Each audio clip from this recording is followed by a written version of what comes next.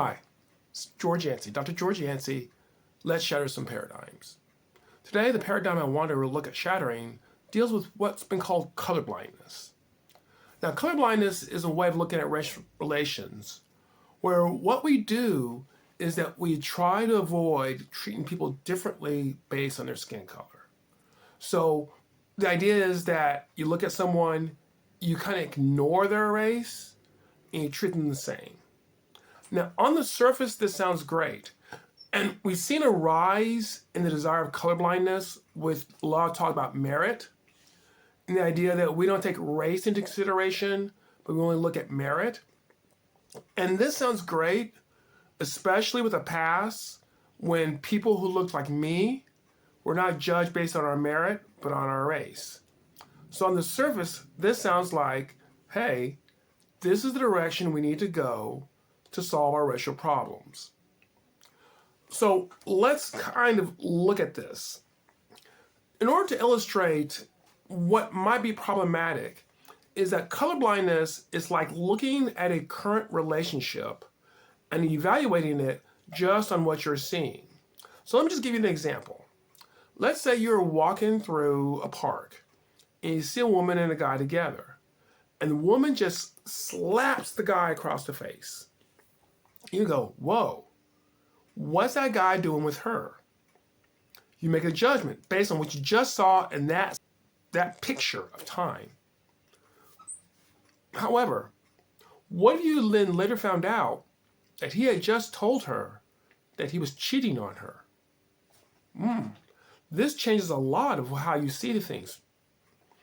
The past, what happened in the past, impacts what's happening today. Similarly, we know that we've had a history of racial abuse, and that racial abuse impacts our current relationships. Now, I'm not talking about, although I'm not saying this is invalid, but I'm not talking about the argument that because of what's happened to African Americans, Hispanic Americans, Asian Americans in the past, that we have a right to be angry at whites today. I understand that argument. I'm not making that argument. I'm not critiquing it right now. At a later time I might, but I'm not critiquing it right now. I'm talking about how it impacts us as far as our life chances. Let me give an example. Probably the city you live in, unless it's a very small town or you're in a very racially homogeneous area, probably the city you live in has a white area of town, a black area of town, possibly a Hispanic area of town, maybe even an Asian area of town. Why do you think that happened? Why do you think it occurred that way? Well, if we know anything about our history, we know it occurred that way because we've had a history of racial abuse where racial minority groups were forced into different areas of town. Now, sometimes it was literally being forced. If you want to think about Native Americans and reservations where the army came and forced them on there, sometimes it was forced because of intimidation. There are plenty of African Americans who moved into white suburbs and had crosses burnt on their yards. Sometimes there were rules that were used to sort of enforce this, the way home loan mortgage guarantees worked, often enforce racial segregation. Now, why does that matter? There's a whole host of research stating and showing that this segregation is connected to a lot of the negative outcomes people of color face. Just to give you one example, and there's others. And if you really want to look at a lot of how this happened, a book I recommend is called American Apartheid. American Apartheid. I'll put a link to that book. It's not mine, but I'll put a link to that book in my description. Anyways, one example. When you put people of a minority group, let's just say African Americans, in an area, one of the outcomes is that since we have schools that are based on neighborhoods, you create segregated schools. Then what happens in these schools is that different schools have different priorities. I happen to have gone to a school that was mostly Hispanic. That school did not do very well in many things except for one. And the one thing we were very good in was industrial arts, building homes. There were other schools in town that were more, they were white. I just put they were white. And they specialized in sending their kids to college. Now, nothing wrong with learning how to build homes. It's a good living. But the people who run society go to college, not build homes. The mostly Hispanic kids were learning how to build homes. The white kids learned how to go to college. It's not a thing where you could not go to college if you went to my school. I'm proof of that. I have a PhD degree. But when you segregate and you send kids to different schools, and then you emphasize one go to college and one build homes, we should not be surprised when later on we see these racial disparities of income and wealth and things of this nature.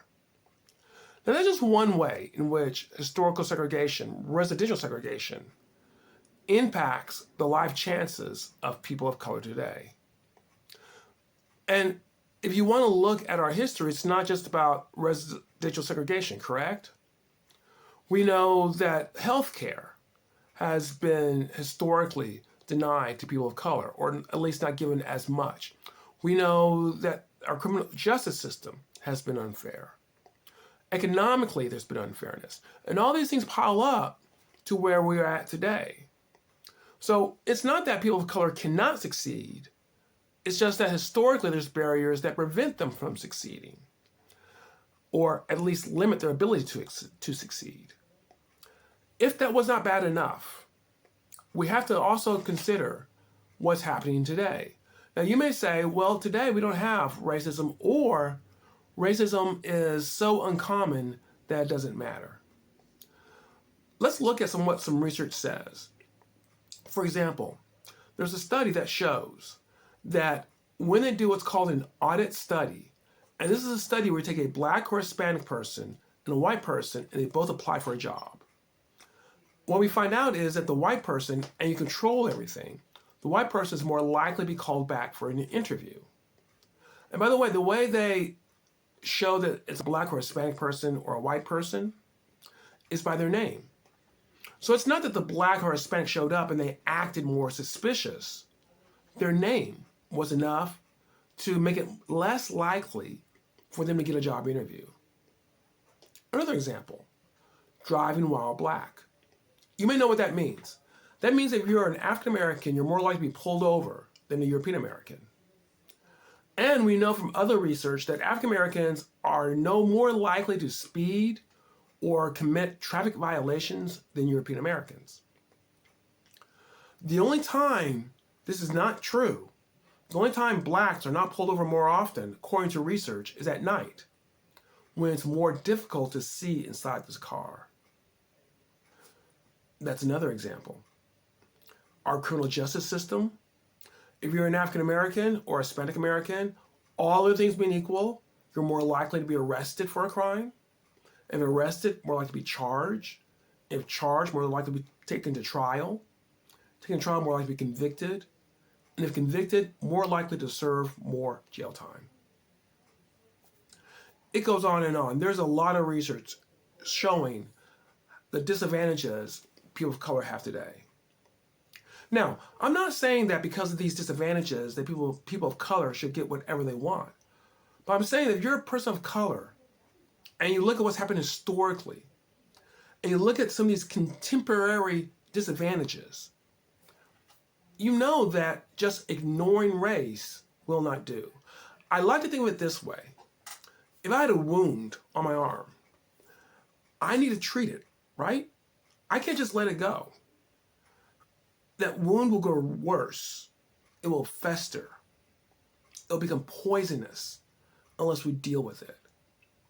The notion of colorblindness is, hey, let's not treat anyone differently by race and move on with our lives. I hope you can see that for a person of color, this is not acceptable. We have certain wounds that need to be treated. Once again, I'm not saying that whatever we want, we should get. But what I am saying is that to ignore this is to ignore wounds. So I think most of the people who advocate colorblindness have good intentions. I'm not talking about their intentions. I'm not calling them a racist. I'm not doing any of that sort of stuff. That's garbage. What I am saying is that they're not open or not aware of how relying on colorblindness actually harms people of color. We've got to move forward in dealing with race in a way that acknowledges these difficulties, and so that we can have a sense of justice in what that looks like. Does this shatter a paradigm for you? Had you come in thinking, hey, all I have to do is treat people the same and everything's going to be okay? Maybe you can see now that we have to do something at least a little bit more intentional in order to really deal with these racial issues. And I'm not talking about a lot of things that are being done. I think a lot of things that are being done, and I'm going to show in another video, are excessive and not useful. But I am saying that we cannot rely on colorblindness. And if that's your paradigm, I hope this has shattered it a little bit for you. If you appreciate this, you know what a content provider like me wants. Hit the like button, subscribe. I'm going to talk a lot more about how we can approach a Christian way of dealing with racism. And you can catch videos that help to flesh that out. Subscribe, comment, like. You know, that's what I want. I hope you come back, and next time we can shatter some more paradigms.